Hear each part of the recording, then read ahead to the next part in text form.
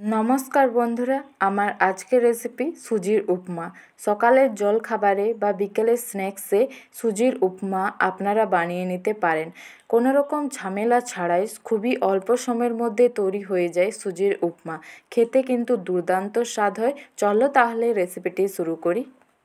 সুজির উপমা বানানোর জন্য সবার প্রথমে একটি কড়াইয়ের মধ্যে আমি 1 বাটি সুজি নিয়েছি। আমি এখানে 100 গ্রাম সুজি নিয়েছি। সুজির উপমা বানানোর জন্য আমি এখানে মোটা দানার সুজি ব্যবহার করছি। মোটা দানার সুজিতে সুজির উপমা সবথেকে ভালো হয়। গ্যাসের ফ্লেম লোতে রেখে আমি সুজিটাকে হালকা ভেজে নিচ্ছি। এইবার সুজির মধ্যে 1 চামচ জিরে দিয়ে দিচ্ছি। সুজির সাথে আমি জিরেটাকেও ভেজে নিচ্ছি। সুজির সাথে জিরের ভেজে নেওয়ার ফলে জিরের যে ফ্লেভারটা থাকে সেটা সুজির সাথে ভালো করে মিশে যায়। গ্যাসের ফ্লেম লোতে রেখে আমি সুজি ও জিরেটাকে অনবরত নাড়তে থাকব। এইভাবে সুজিটাকে অনবরত নাড়ার ফলে সুজিটা কড়াইতে লেগে যাওয়ার ভয় থাকবে না। সুজিটাকে ভেজে আমি লাল করে নেব না, এখানে আমি সুজিটাকে সাদাই রাখব। সুজিটা আমার ভেজে নেওয়া হয়ে গেছে, দেখুন কতটা ঝরঝরে হয়েছে। এইবার সুজিটাকে আমি কড়াই থেকে নামিয়ে ঠান্ডা করে নিচ্ছি। এইবার কড়াই থেকে সুজিটাকে আমি তুলে নিচ্ছি। সুজিটাকে আমি নামিয়ে নিয়েছি। এইবার ওই কড়াইয়ের মধ্যে আমি 3 টেবিল চামচ পরিমাণে সাদা তেল দিয়ে দিচ্ছি। তেলটা ভালো মতো গরম হয়ে গেছে। এইবার কড়াইতে আমি বাদাম দিয়ে দিচ্ছি। বাদামটাকে আমি হালকা ভেজে নিচ্ছি। গ্যাসের ফ্লেম লো টু মিডিয়ামে আছে। এইভাবে আমি বাদামটাকে ভেজে নিচ্ছি। সুজির উপমাতে বাদাম দিলে খেতে কিন্তু দারুণ স্বাদ হয়।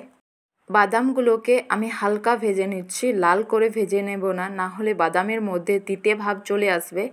বাদামগুলো ভেজে নেওয়া হয়ে গেছে। এইবার আমি তুলে নিচ্ছি। এইভাবে আমি সবগুলো বাদামকে তুলে নিচ্ছি। বাদাম ভেজে নেওয়া হয়ে গেছে। এইবার ওই তেলের মধ্যে আমি কয়েকটা কাজু বাদাম দিয়ে দিচ্ছি। এইবার কাজু বাদামগুলোকে আমি লো ফ্লেমে ভেজে নিচ্ছি, না হলে কাজু বাদামের মধ্যে তাড়াতাড়ি কালার চলে আসবে এবং কাজু বাদামগুলো খেতে তিতা লাগবে। কাজু বাদামের মধ্যে 4 থেকে 5টি কিশমিশ দিয়ে দিচ্ছি। কিশমিশটাকে কাজু বাদামের সাথে আমি হালকা ভেজে নিচ্ছি।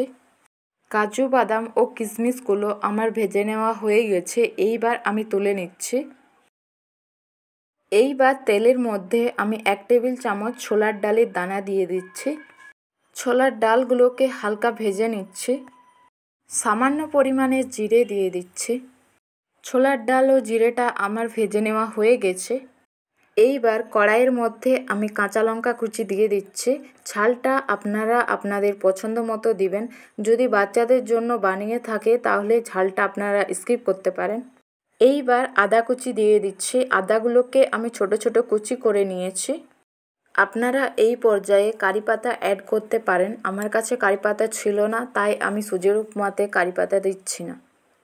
কাঁচা লঙ্কা ও আদা কুচিগুলোকে ভালো করে ভেজে নেব, যাতে আদার কোনো কাঁচা গন্ধ না থাকে। একটি বড় সাইজের পেঁয়াজ কুচি করে রেখেছিলাম, দিয়ে দিচ্ছি। পেঁয়াজ কুচিটাকে আদা ও কাঁচা লঙ্কা কুচির সাথে ভালো করে ভেজে নিচ্ছি। আপনারা যদি সুজির উপমাতে কোনো রকম সবজি ব্যবহার করতে চান তাহলে এই পর্যায়ে ব্যবহার করবেন, যেমন ক্যাপসিকাম, গাজর।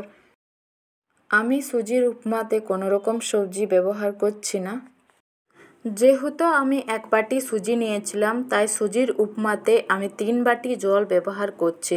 1 বাটি সুজির জন্য আমি এখানে 3 বাটি জল ব্যবহার করছি। জলের মাপ যদি সঠিক থাকে তাহলে সুজির উপমা একদম পারফেক্টভাবে তৈরি হবে। জলের মধ্যে বলক চলে এসেছে, জলটা ফুটে উঠেছে। এইবার জলের মধ্যে আমি 1 টেবিল চামচ ও হাফ টেবিল চামচ পরিমাণে লবণ দিয়ে দিচ্ছি। এইবার লবণটাকে আমি জলের সাথে মিশিয়ে নিচ্ছি। এইভাবে জলটা ভালো মতো ফুটে উঠেছে। এইবার জলের মধ্যে আমি ভেজে রাখা সুজিটা দিয়ে দেব। এইভাবে অল্প অল্প করে সুজি দিতে থাকবো ও অনবরত নাড়তে থাকবো। সুজিটাকে আমি 2 থেকে 3 বারে অল্প অল্প দিয়ে এইভাবে নাড়তে থাকবো। যদি সুজিটাকে আমি একবারে সবটা দিয়ে দিতাম তাহলে সুজিটা আমার দলা পেকে যেত, তাই অল্প অল্প দিয়ে আমি সুজিটাকে এইভাবে নাড়তে থাকছি। ভেজে রাখা সম্পূর্ণ সুজিটা আমি কড়াইয়ের মধ্যে দিয়ে দিয়েছি। এইবার এইভাবে নাড়তে থাকছি। লো ফ্লেমে সুজিটাকে আমি কিছুক্ষণের জন্য ঢাকা দিয়ে রেখে দিচ্ছি। এইবার ঢাকাটাকে খুলে নিচ্ছি। দেখুন সুজিটা পুরোপুরি সেদ্ধ হয়ে গেছে। সুজিটা অনেকটা ফুলে গেছে। এইভাবে আমি সুজিটাকে নাড়তে থাকবো, যার ফলে সুজির জলটা অনেকটা টেনে যাবে।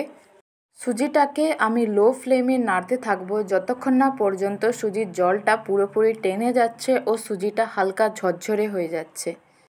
এইবার সুজির মধ্যে আগের থেকে ভেজে রাখা বাদামগুলো দিয়ে দিচ্ছি। ভেজে রাখা কাজু কিশমিশগুলো দিয়ে দিচ্ছি। এইবার সুজির উপমার সাথে বাদাম ও কাজু বাদাম কিশমিশগুলোকে ভালো করে মিশিয়ে নিচ্ছি। এইবার সুজিটাকে আমি কিছুক্ষণের জন্য ঢাকা দিয়ে দিচ্ছি। ঢাকা খুলে নিচ্ছি। আবারও বলছি, গ্যাসের ফ্লেম আমার লোতে আছে। এইভাবেই আমি সুজিটাকে অনবরত নাড়তে থাকবো, যার ফলে সুজির জল অনেকটা টেনে যাবে। এইবার সুজিটাকে আমি ঢাকা দিয়ে দিচ্ছি। এইভাবে ঢাকা দিয়ে আমি সুজিটাকে সেদ্ধ করে নিচ্ছি। সুজির উপমাটাকে আমি কড়াইয়ের চারিপাশে এইভাবে ছড়িয়ে নিচ্ছি।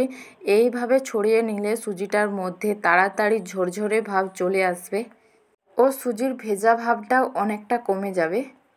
সুজির উপমা তৈরি হয়ে গেছে। এইবার আমি কড়াই থেকে নামিয়ে নিচ্ছি। দোকানের মতো সুজির উপমা আমি আপনাদেরকে পরিবেশন করছি। দেখুন বাটির মধ্যে এইভাবে কাজু কিশমিশ বিছিয়ে নিয়েছিলাম ও সুজির উপমা তার উপরে দিয়ে দিয়েছিলাম। দেখুন কত সুন্দর দেখতে হয়েছে। তৈরি হয়ে গেল দোকানের মতো পারফেক্ট সুজির উপমা। সুজির উপমা দক্ষিণ ভারতে প্রচলিত একটি রেসিপি।